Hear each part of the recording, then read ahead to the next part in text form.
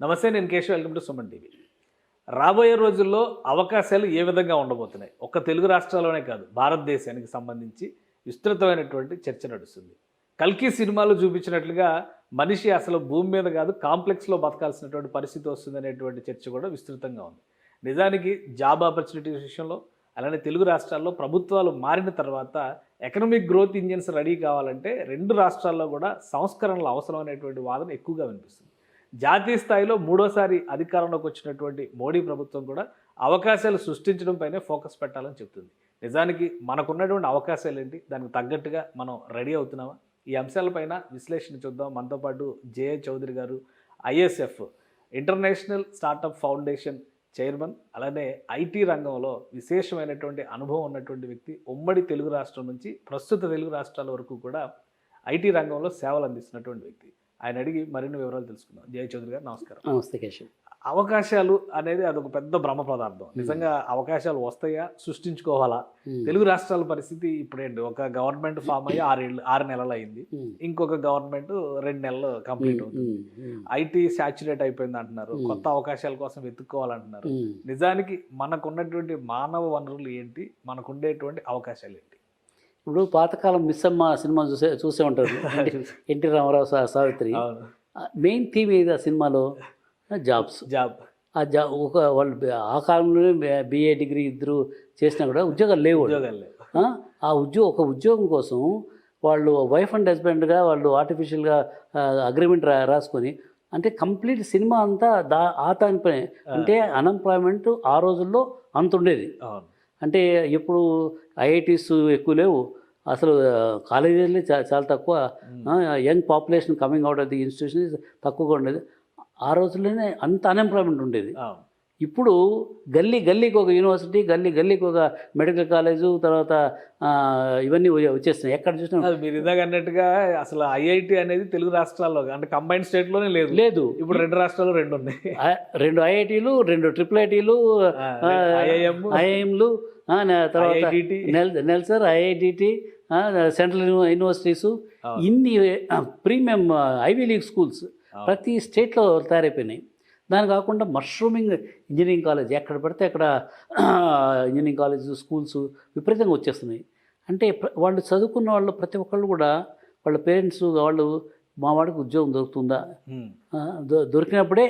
ఇప్పుడు పూర్వకాలంలో అన్ని దానాల కంటే విద్యాదానం గొప్ప దానం అనేవాళ్ళు. ఇప్పుడు అది చేంజ్ చేయాలి మనం. అన్ని దానాల కంటే ఉద్యోగ దానం గొప్ప దానం. నువ్వు ఉద్యోగం వచ్చి వాడిని ఊరికే గాలికి వదిలేస్తే వాడు ఈ may become anti social element. అరే నేను బీటెక్ చేశాను, నాకు డిస్టింక్షన్ వచ్చింది, సినిమా చూపిస్తారు, డిస్టింక్షన్ వచ్చింది, నాకు ఎవడు ఉద్యోగం ఇవ్వలేదు. దానితో 1 సంవత్సరం 2 సంవత్సరాలు అయిన తర్వాత ఈ యాంటీ సోషల్ ఎలిమెంట్స్ ఉంటాయి, నక్సలైట్స్, వాళ్ళకి రిక్రూట్మెంట్ చాలా ఈజీ అయిపోతుంది.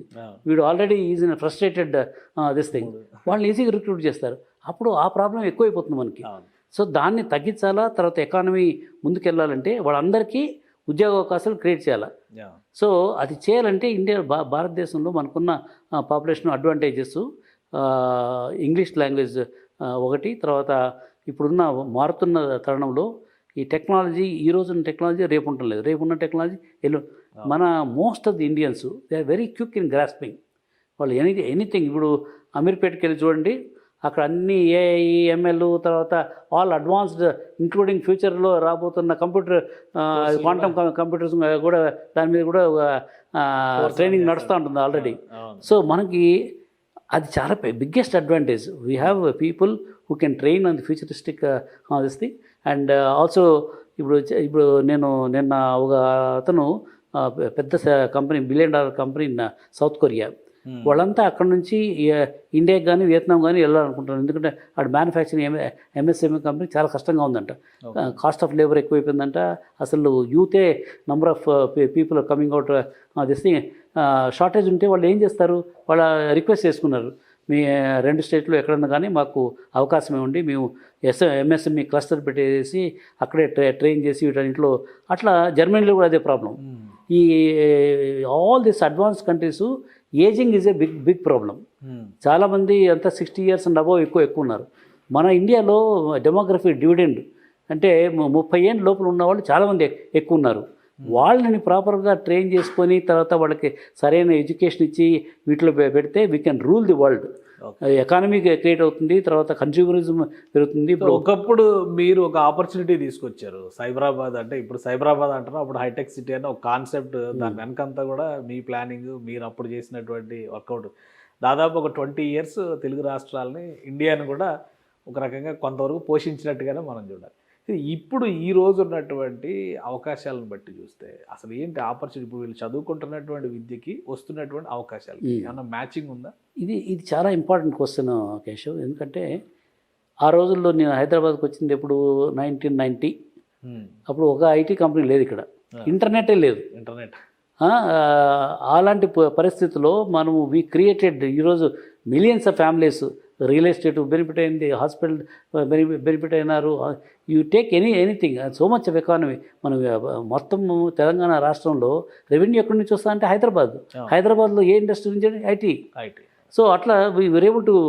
కానీ ఇప్పుడు ఏమవుతుందంటే ఈ tsunami of new tools, automation tools ఒకదానికొకటి మించి ఇప్పుడు ఫేస్బుక్ టూల్స్ అవి వచ్చేస్తుంది. లామా 1, 2, 3, 4, 5 అవి ఓపెన్ సోర్సు.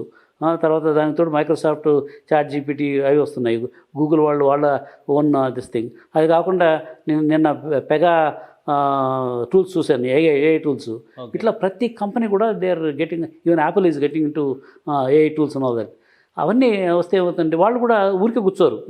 ఈ సంవత్సరం ఇచ్చిన futures next year they will improve, next మంతే ఇంప్రూవ్ చేస్తున్నారు. సో దానివల్ల ఏమవుతుందంటే ఈ rudimentary IT services, conventional jobs అన్నీ కనుమరుగైపోతున్నాయి. They will not be there. మరి వాళ్ళకి ఉద్యోగాలు ఎట్లా అనేది పెద్ద క్వశ్చన్ మార్క్. వాళ్ళని అదొకటి. ఎగ్జిస్టింగ్ ఎంప్లాయీస్ అండి, చాలామంది బెంగళూరులోను ఎక్కడ ఐటీ మెట్రోపాలిస్లో చదువుకున్న వాళ్ళందరికీ ఉద్యోగాలు వచ్చాయి. వాళ్ళంతా majority of them they are all from rural areas, below middle class family. In fact Covid వచ్చిన తర్వాత ఏమైందంటే ఒక మంచి కోవిడ్ మన కోసం వచ్చింది అనుకున్నాను.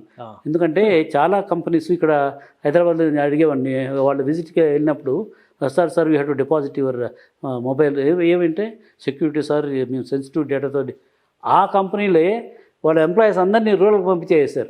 మరి they figured out work from home అనేది బికమ్ ఏ కాన్సెప్ట్ నౌ. ఇప్పుడు దానివల్ల ఏమైంది, ఎవరైతే మా విలేజ్లో నేను చూశానండి, చాలామంది వర్క్ ఫ్రమ్ హోమ్ వచ్చి వాళ్ళ తల్లిదండ్రులకి మంచి ఇల్లు లేకుంటే వాళ్ళే లోన్లు తీసుకొని ఇల్లు కట్టించేసి వాళ్ళంతా ఇంటి నుంచే అక్కడి నుంచే చేస్తారు. ఎందుకంటే ఇంటర్నెట్ ఉంది, కాస్ట్ ఆఫ్ లివింగ్, ఇంట్లో పనిచేస్తున్న వాళ్ళ తల్లిదండ్రులు కూడా హెల్ప్ఫుల్గా ఉంటుంది. అట్లా ఆ concept really created big opportunity for rural India. ఇప్పుడు మన వాట్ ఎవర్ ఇస్ హ్యాపెనింగ్, ఈ రూడిమెంటరీ ఐటీ సర్వీసెస్, టెస్టింగ్ కానీ ప్రోగ్రామింగ్ కానీ ఇవన్నీ కనుమరుగైపోతున్నాయి. ఇప్పుడు సపోజ్ ఎక్స్ కంపెనీలో నేను పనిచేస్తున్నాను అనుకోండి. I come from a small village, manager లెవెల్కి వచ్చాను. 2 పిల్లలు ఉన్నారు, వాళ్ళు ఇంటర్నేషనల్ స్కూల్, మంచి శాలరీ కాబట్టి ఇంటర్నేషనల్ స్కూల్ పంపిస్తున్నాను. తర్వాత అపార్ట్మెంట్ కూడా తీసుకొని ఇన్స్టాల్మెంట్స్ అవన్నీ ఉన్నాయి. ఈ పరిస్థితిలో నాకు ఉద్యోగం ఊడిపోయింది. నెక్స్ట్ ఉద్యోగం, ఎందుకంటే నేను ఏదో టెస్టింగ్ చేసుకునేవాడిని, నాకు దాంతో ఎవరు ఉద్యోగాలు ఇవ్వటం లేదు. 1 month okay, 2 months okay, 6 months తర్వాత వాళ్ళ పిల్లల్ని ఆ ఇంటర్నేషనల్ స్కూల్లో చదివించలేరు. అదే మేము గవర్నమెంట్ స్కూల్లో చేరంటే వాళ్ళు ఎందుకు డాడీ, ఎందుకు మంచి స్కూల్ నుంచి ఏం సమాధానం చెప్తారు వాళ్ళకి? డిప్రెషన్ వస్తుంది వాళ్ళకి. డిప్రెషన్ వచ్చి I don't know how many people will commit the suicide. అది ఎవరికి చెప్పుకోలేరు, వాళ్ళకేం బిజినెస్ ఫ్యామిలీ నుంచి రావటం లేదు. అది కాకుండా ఉండాలంటే వాళ్ళందరినీ తీసుకొని ఒక ఐఎస్బి మోడల్లో residential this thing with AI tools, domain knowledge, cross domain skills ఇవన్నీ చేసి త్రూ స్టార్టప్ వే వాళ్ళని ట్రైన్ చేస్తే వాళ్ళు again they are useful for the startup company. తర్వాత ఈరోజు స్టార్టప్లో చాలా కంపెనీస్, AAA కొన్ని స్టార్టప్స్ స్టార్ట్ చేశారు. వాళ్ళు చెప్తున్నారు, సార్ మా ప్రోడక్ట్ మంచిది చేస్తున్నాము కానీ మాకు ఎంప్లాయీస్ ఎవరు రావట్లేదు. ఎందుకు రావట్లేదంటే మా దీంట్లో పనిచేసేదానికి క్వాలిటీ బాగుండాలి సార్. ఈ ఐఐటి, IIT వాళ్ళంతా 1 crore మినిమం 50 lakhs అడుగుతున్నారు. మేము అంత డబ్బు ఎక్కడిస్తాం సార్, మేమేమి we are not coming from business family, ఉన్న డబ్బులు ఏదో పెట్టి చేస్తున్నాము. వాళ్ళు రా మెటీరియల్ చాలా స్టార్టప్స్ చచ్చిపోతున్నాయి, ఎందుకంటే సరైన రా మెటీరియల్ లేదు. అసలు ఎడ్యుకేషన్ సిస్టమ్ నుంచి ఆ స్కిల్స్ రావట్లేదు. వాళ్ళు they are not useful at all. మన ఇంజనీరింగ్ కాలేజు వీళ్ళంతా దేనికి వాళ్ళు ఐటీ స్టార్టప్స్లో పనిచేయలేరు. సో మరి వాళ్ళకి రా మెటీరియల్ తయారు చేయాలా, అందుకని ఈ లేడ్ ఆఫ్ ఎంప్లాయీస్ తీసుకొని వాళ్ళని ఇట్లా బాగా ట్రైన్ చేసి వాళ్ళని ఇస్తే వాళ్ళు they will be happy. Plus ఈ ఇంజనీరింగ్ కాలేజెస్లో థర్డ్ ఇయర్ నుంచే ఈ కోర్సెస్ పెట్టేసి వాళ్ళని అగైన్ రీస్కిల్ చేసిస్తే then they will all be useful. అది చాలా గవర్నమెంట్ చేయాలని చెప్పేసి వాళ్ళు స్కిల్ యూనివర్సిటీస్ అన్ని పెట్టేస్తున్నారు. ఇప్పుడు తెలంగాణలో స్కిల్ యూనివర్సిటీ గురించి ఒక కాన్సెప్ట్ మాట్లాడుతున్నారు. అన్ని స్టేట్స్లో స్కిల్ సెన్సెస్ అని చెప్పని కొత్త గవర్నమెంట్ అన్ని స్టేట్స్లో skill university is going to come. ఎందుకంటే ఇన్వెటబుల్. వాళ్ళని రీస్కిల్ చేయకపోతే వాళ్ళంతా అన్ఎంప్లాయిడ్ యూత్ అయిపోయేసి it will become a big burden. Rasta roko, rail roko అని చెప్పేసి అవన్నీ మొదలైపోతే ఉన్న ఎంఎన్సీ కంపెనీ కూడా ఇది ఎందుకు తలకానొప్పి. వాళ్ళు వచ్చినప్పుడు cost arbitrage was the main important thing. అమెరికాలో $10 per hour ఉంటే ఇక్కడ $1 per hourకే వాళ్ళకి జరిగేది ఇదివరకు కాలంలో. ఇప్పుడు ఆ కాస్ట్ ఆర్బిట్రేజ్ ఇక్కడ కూడా శాలరీస్ పెరిగిపోయినాయి. ఇప్పుడంతా ఇంటలెక్చువల్ ఆర్బిట్రేజ్. అక్కడికంటే మన వాళ్ళు బాగా చేస్తున్నారంటే అందరూ ఇక్కడికి వస్తారు. దానికి తోడు మనము ప్రొడక్టివిటీ తక్కువ ఉంటే కన్నా అగైన్ వీళ్ళు వెనక్కి వెళ్ళిపోతారు. సో ఈ పరిణామంలో మనము గవర్నమెంట్ బాధ్యత కూడా చాలా ఎక్కువగా ఉంది. ఏంటంటే ఇప్పుడు అసలు ఇండియాలో ఉన్నటువంటి మన రాష్ట్రాల్లోనే ఇలా సమస్య ఉందా? ఇండియాలో ఉన్న ఆపర్చునిటీస్ ఏంటి? గ్లోబల్ స్టేటస్ ఎలా ఉంది? ఎందుకంటే ఇప్పుడు జర్మనీలో కూడా నిన్న మొన్న ఒక న్యూస్ వచ్చింది. 7 మిలియన్ జాబ్స్, స్కిల్డ్ జాబ్స్ కావాల్సినటువంటి రిక్వైర్మెంట్ ఉంది, ఎవరు దొరకట్లేదు. ఫారిన్ నుంచి ఎవరినైనా కానీ, విదేశీయులను ఎవరినైనా కానీ విదేశాల నుంచి ఇన్వైట్ చేయాలని డెసిషన్ తీసుకుని జర్మన్ గవర్నమెంట్. ప్రతి దేశంలోనూ స్కిల్ సెట్ డెవలప్మెంట్ అనేది ఒక ప్రాబ్లంగానే ఉందా, లేదా మన దేశం ఆపర్చునిటీని అనుకున్న స్థాయిలో ఉపయోగించుకోలేకపోతుందా? అంటే ఈ యూరోపియన్ కంట్రీస్, చాలా కంట్రీస్లో మ్యానుఫ్యాక్చరింగ్ బేస్ ఉంది ఎక్కువ. ఇండియాలో ఏ విధంగా అయితే ఐటీలో సర్వీసెస్లో వీఆర్ నంబర్ 1, ఇప్పుడు జర్మనీ మ్యానుఫ్యాక్చరింగ్లో దే ఆర్ నంబర్ 1. క్వాలిటీ ఏ ఆటోమొబైల్ ఏది తీసుకున్నా కూడా మోస్ట్ ఆఫ్ ది యూరోపియన్. తర్వాత వాళ్ళ పాపులేషన్ కూడా చాలా తక్కువ. మనకున్నంత పాపులేషన్లో స్టేట్ అంత కూడా ఉండదండి. సో వాళ్ళకి ఏమవుతుంది, అన్ని మ్యానుఫ్యాక్చరింగ్ కంపెనీస్లో వాళ్ళకి మ్యాన్ పవర్ దొరకడం లేదు. అందుకని దే ఆర్ ఇన్వైటింగ్, రండి మా దేశంలో. ఎందుకంటే ఇంకోటి ఈ వెస్ట్రన్ కంట్రీస్లో అంతా కూడా ఏజ్డ్ పాపులేషన్ వచ్చేసింది. వాళ్ళు చాలా కంట్రీస్లో ఈ నెగిటివ్ గ్రోత్, వాళ్ళు పెళ్లి చేసుకుని కూడా they are not going for children. జపాన్లో కూడా అంతే నెగిటివ్ గ్రోత్. సో నెట్ సంవత్సరం వాళ్ళ పాపులేషన్ తగ్గిపోతుంది. వాళ్ళకేమో పనిచేసేవాళ్ళు లేరు. మన ఇండియాలో పాపులేషన్ పెరిగిపోతుంది, మనకు ఉద్యోగాలు కావాలా. సో తగ్గట్టుగా మన వాళ్ళని తయారు చేసుకోవాలి. అది ఆపర్చునిటీ. వాళ్ళకి కావాలా, మన దగ్గర ఉన్నారు, వాళ్ళని బాగా తయారు చేస్తే India can become global hub for providing the best talent either for startups or engineering companies or manufacturing companies. So that will create new economies for the country. So we have to focus on the human resources. మీరు already ఇంత experience ఇన్ని చూశారు. ఇప్పుడున్న గవర్నెన్స్లో కానీ దీనిలో కానీ ఆ దిశగా అడుగులు పడుతున్నాయా? నిర్ణయాలు ఏమైనా తీసుకుంటున్నారా? All state governments including our central government, they are all. ఈ మొన్న బడ్జెట్లో ఈవెన్ ఇంటర్న్షిప్స్ కూడా వాళ్ళు they are giving the funding. తర్వాత ఎంప్లాయ్మెంట్ బేస్డ్ ట్రైనింగ్ ప్రోగ్రామ్స్ కూడా వాళ్ళు చేతునిస్తున్నారు. తర్వాత స్టార్టప్స్కి ఏంజిల్ ట్యాక్స్ తీసేస్తున్నారు.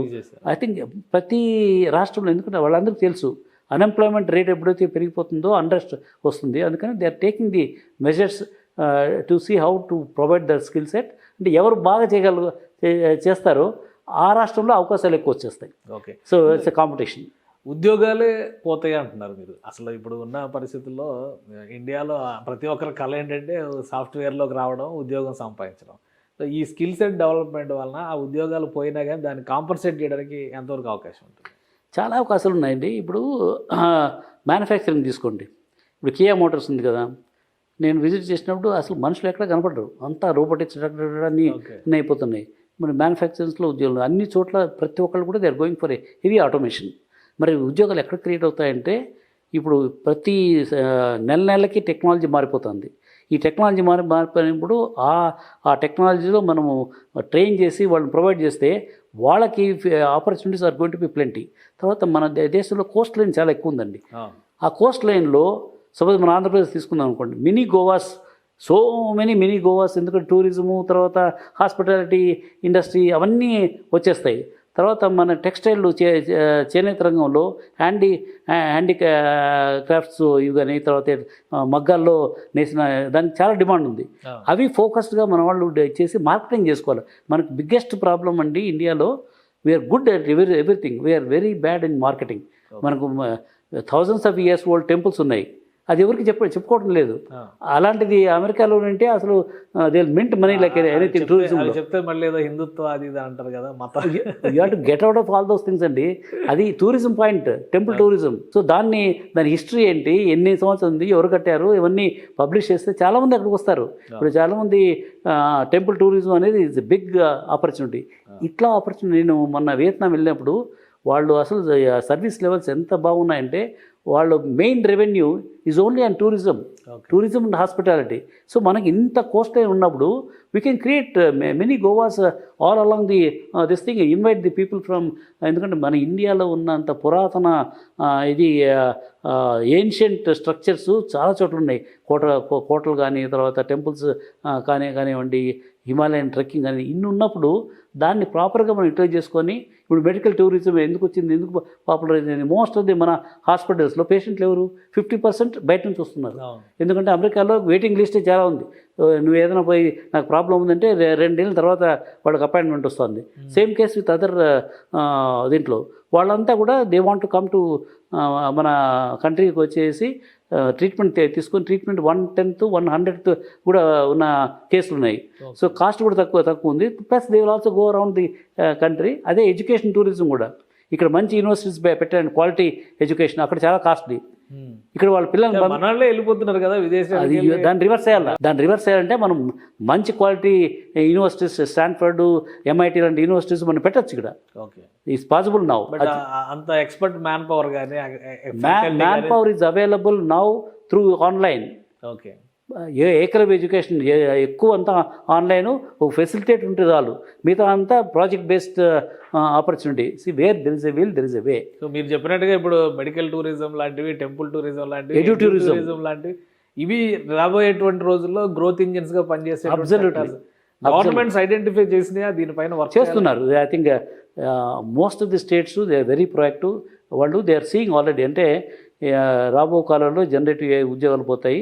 మనం రీస్కిల్ చేసి తర్వాత ఇవన్నీ చేస్తే తప్ప మన పిల్లలకి ఉద్యోగ అవకాశాలు ఉండవని చెప్పి అన్ని స్టేట్ గవర్నమెంట్లు, నేను I been interacting with many people, ప్రతి ఒక్కళ్ళు కూడా ఆలోచన ఉంది. కానీ ఎగ్జిక్యూషన్, ఇప్పుడు ఆలోచన ఉండేదానికి, ఇంత తొందరగా దాన్ని ఎగ్జిక్యూషన్ చేసేదానికి అక్కడ which state will succeed, which state will fail, only in execution. అందరికీ అయితే ప్లాన్ ఉంది, ఏం చేయాలో ప్లాన్ ఉంది. ఎవరు ఎగ్జిక్యూట్ చేస్తారు, ఎవరు ఎగ్జిక్యూట్ చేయరు, దాన్ని బట్టి వాళ్ళ state fortunes will change. Right, thank you sir మీరు విశ్లేషించినందుకు. ఇది రాబోయేటువంటి రోజుల్లో సాఫ్ట్వేర్ ఉద్యోగాలు, కంప్యూటర్ చుట్టూ తిరగడాలు మాత్రమే కాదు, ట్రెండ్ మొత్తం కూడా రీస్ట్రక్చర్ అవుతుందని జయ చౌదరి గారు చెప్తున్నారు. ప్రధానంగా ఎడ్యూ టూరిజం లాంటి కాన్సెప్ట్స్ని కనుక డెవలప్ చేయగలిగితే ఇండియాకి ఉన్నటువంటి మ్యాన్ పవర్ కానీ, ఎనిషియన్ స్ట్రక్చర్స్ వలన వచ్చేటువంటి అడ్వాంటేజెస్ ద్వారా టెంపుల్ టూరిజం లాంటి కాన్సెప్ట్స్ తీసుకుంటే ఎకానమీ గ్రోత్ అవుతుంది. అలానే స్కిల్స్ కూడా దానికి తగ్గట్టుగా తయారు చేయడం వల్ల ప్రజల్లో అవగాహన పెరగడంతో పాటు విదేశీ మార్గద్రవ్యం ప్రధానంగా వచ్చేటువంటి అవకాశం ఉంటుంది. కాబట్టి ఒకవైపు ఉద్యోగాలు పోయేటువంటి పరిస్థితి ఉంటే, మరోవైపు ఉద్యోగాలు కల్పించడానికి ఉన్న మార్గాలను కూడా అన్వేషిస్తున్నారు. ప్రభుత్వాలు దీన్ని అందిపుచ్చుకుంటే ప్రజలకి ప్రశాంతత, అలానే యువతరానికి ఉపాధి మార్గం కూడా దొరుకుతుందని మనం భావించవచ్చు. ఇది స్పెషల్ డిస్కషన్. Keep watching.